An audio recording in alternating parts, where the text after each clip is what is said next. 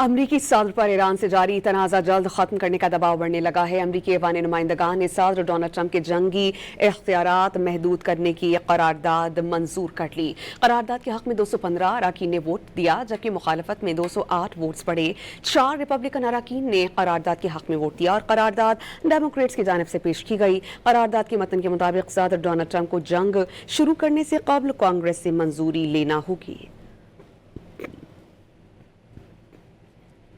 अमरीकी सदर पर ईरान से जारी तनाज़ा जल्द खत्म करने का दबाव बढ़ने लगा है। अमरीकी ऐवान नुमाइंदगान ने सदर डोनाल्ड ट्रंप के जंगी इख्तियारात महदूद करने की करारदाद मंजूर कर ली। करारदाद के हक में 215 अराकीन ने वोट दिया, जबकि मुखालफत में 208 वोट्स पड़े।